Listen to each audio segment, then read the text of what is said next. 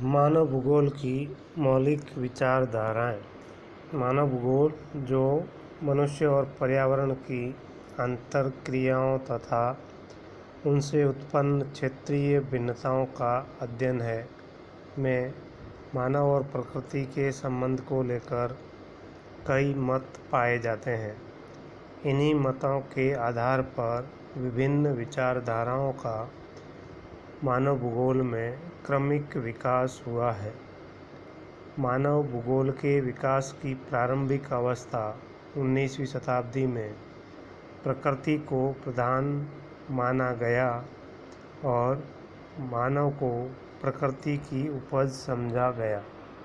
इस विचारधारा को नियतिवाद या निश्चयवाद या पर्यावरणवाद के नाम से जाना जाता है।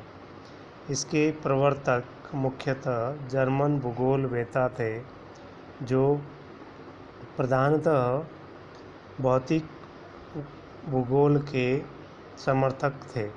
20वीं शताब्दी के पूर्वार्ध में फ्रांसीसी भूगोलवेत्ताओं ने मानव शक्ति तथा उसके क्रियाकलापों में आस्था व्यक्त करते हुए मनुष्य को पर्यावरण के एक शक्तिशाली कारक के रूप में प्रस्तुत किया और एक अन्य विचारधारा संभववाद का जन्म हुआ। इसी प्रकार से अन्य विचारधाराओं का जन्म हुआ। पहली जो विचारधारा है वह है नियतिवाद या पर्यावरणवाद। नियतिवाद या पर्यावरणवाद मानव भूगोल की एक प्रमुख विचारधारा है, जो मानव प्रकृति संबंध की व्याख्या प्रकृति को सर्वशक्तिमान और समस्त मानवीय क्रियाओं को नियंत्रक मानकर करती है। इसके अनुसार मानव अपने पर्यावरण की विशिष्ट देन है और समस्त मानवीय क्रियाएं भौतिक दशाओं जैसे स्थिति, उच्चावच, जलवायु, मिट्टी, खनिज, जलाशय, जीव जंतु आदि द्वारा नियंत्रित होती है। दूसरे शब्दों में, भौतिक दशाओं के अनुसार ही मानव के शारीरिक गठन, उसके भोजन, वस्त्र, आवास आदि प्राथमिक आवश्यकताओं, व्यवसायों तथा सामाजिक सांस्कृतिक क्रियाओं आदि का निर्धारण होता है, जिसमें प्रकृति की प्रबलता अधिक होती है और मानव प्रकृति का अनुयायी या सेवक सिद्ध होता है। इस विचारधारा के समर्थक प्राकृतिक पर्यावरण को सर्वाधिक महत्वपूर्ण मानते हैं, जिसके आधार पर इसे पर्यावरणवाद या पर्यावरणीय नियतिवाद भी कहा जाता है। इस विचारधारा का विकास मानव की उत्पत्ति के साथ ही माना जाता है, जिस काल में मानव का वैज्ञानिक व तकनीकी ज्ञान बहुत कम विकसित था और मानव अपनी समस्त आवश्यकताओं के लिए प्रकृति पर निर्भर था। उस काल में कृषि, पशुपालन, आखेट आदि आर्थिक क्रियाएं प्रकृति द्वारा पूर्णतः नियंत्रित होती थी। इसी कारण प्राकृतिक घटनाओं को दैवीय स्वरूप में माना जाता था, जैसे ज्वालामुखी, उद्गार, भूकंप, अतिवृष्टि, बाढ़, तूफान, अकाल आदि। ये सभी मानव की समझ से परे नियति के द्वारा निर्धारित माने गए थे। इस कारण उस काल में नियति या प्रकृति को ही प्रमुखतः माना गया। आज भी यह प्रचलन में है कि जो भी होगा वह नियति द्वारा ही संपन्न होगा।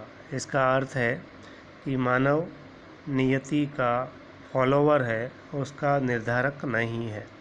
इसी विचारधारा को नियतिवाद या पर्यावरणवाद के नाम से जाना जाता है। इस विचारधारा का विकास ईसा से 4 शताब्दी पूर्व 420 ईस्वी में यूनानी विचारक हिप्पोक्रेटस ने कई उदाहरण देकर समझाने का प्रयास किया।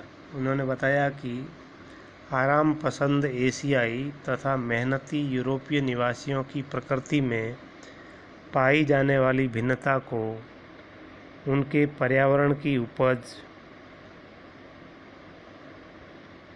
बताया है। इसी प्रकार हेरोडोटस ने मिस्र की सभ्यता का विकास वहाँ की भौगोलिक परिस्थितियों के कारण ही संभव माना।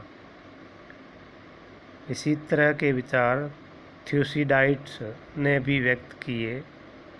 प्रसिद्ध यूनानी विचारक अरस्तु ने मानव जीवन पर प्राकृतिक दशाओं के प्रभाव का उल्लेख करते हुए लिखा था कि भूगोल के अपेक्षाकृत ठंडे देशों के निवासी बहादुर किंतु बुद्धि व तकनीकी कुशलता में क्षीण होते हैं और इसके परिणाम स्वरूप दूसरों की तुलना में वे अधिक लंबे समय तक स्वतंत्र रहते हैं, किंतु वे राजनीतिक संगठन करना चाहते हैं और पड़ोसियों पर शासन करते हैं। इसके विपरीत एशिया के लोग बुद्धिमान और कुशल होते हैं, किंतु उनमें आत्मबल की कमी पाई जाती है और वे पराधीनता या दासता को स्वीकार करते हैं। इसी प्रकार के विचार मॉन्टेस्क्यू ने भी व्यक्त किए हैं, जो मानव जीवन पर जलवायु तथा मिट्टी के प्रभावों को दिखाते हैं। इस प्रकार नियतिवाद की विचारधारा 19वीं शताब्दी में जर्मन भूगोलविदों द्वारा विकसित की गई, जिसमें स्ट्रैबो, वारेनियस तथा कांट 18वीं शताब्दी तक परंपरागत रूप से प्रकृति को सर्वशक्तिमान तथा मानव जीवन का नियंत्रक माना जाता था और मानव के अस्तित्व को प्रकृति का उपहार माना गया। 19वीं शताब्दी के उत्तरार्ध में जर्मन भूगोलवेत्ता हम्बोल्ट व कार्ल रिटर ने भौतिक पक्ष के साथ ही मानव के अस्तित्व को भी स्वीकार किया। इससे नियतिवादी विचारधारा में एक नया मोड़ उत्पन्न हुआ। इससे पूर्ववर्ती भूगोलवेत्ता केवल भौतिक कारकों के महत्व को ही स्वीकार करते थे। 19वीं शताब्दी के मध्य 1859 में डार्विन की प्रसिद्ध पुस्तक द ओरिजिन ऑफ स्पीशीज, जाति की उत्पत्ति, प्रकाशित हुई, जिसमें डार्विन ने एक सिद्धांत दिया, सर्वाइवल इज़ द फिटेस्ट, जो सक्षम होगा वही जीवित रहेगा, में प्रकृति को प्रमुखता प्रदान की है। उनके अनुसार जीव अपने को पर्यावरण के अनुकूल बनाकर जीवित रहते हैं। जो जीव अनुकूलन करने में असमर्थ होते हैं वे थोड़े समय पश्चात नष्ट हो जाते हैं और इस प्रकार सक्षम जीवों से ही जाति का विकास होता है। इसे प्राकृतिक चयन कहते हैं। इसी तरह की बहुत सारी विचारधाराएं उस काल में प्रचलित रही है।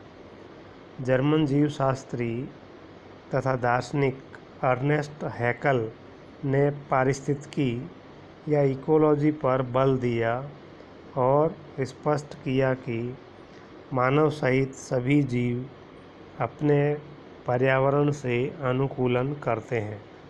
उन्होंने बताया कि मानव एक प्राणी है जो पर्यावरण से प्रभावित होता है। प्राकृतिक पर्यावरण में भिन्नता के परिणाम स्वरूप ही भिन्न भिन्न प्रजातियों का विकास हुआ है और उनकी शारीरिक बनावट तथा रूप रंग में भिन्नता पाई जाती है।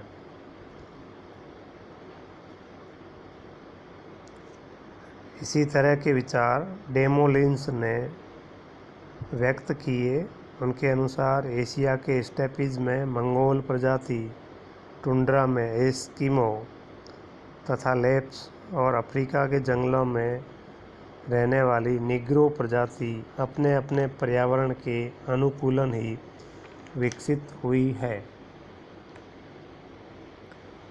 बकल ने अपनी प्रसिद्ध पुस्तक इंग्लैंड में सभ्यता का इतिहास में यह लिखा कि जब हम मनुष्य और बाह्य संसार के मध्य सतत संबंध पर विचार करते हैं तो यह निश्चित हो जाता है कि मानवीय क्रियाओं और भौतिक नियमों के बीच घनिष्ठ संबंध पाया जाता है। उनके अनुसार मानव को जलवायु, मिट्टी तथा प्राकृतिक दृश्य आदि भौतिक दशाओं ने सर्वाधिक प्रभावित किया है। एशिया और अफ्रीका में मानव सभ्यता का विकास उपजाऊ मिट्टी वाले प्रदेशों में तथा यूरोप में उपयुक्त जलवायु वाले प्रदेशों में हुआ है। विश्व की लगभग आधी जनसंख्या मानसून एशिया के उपजाऊ मैदानों में निवास करती है।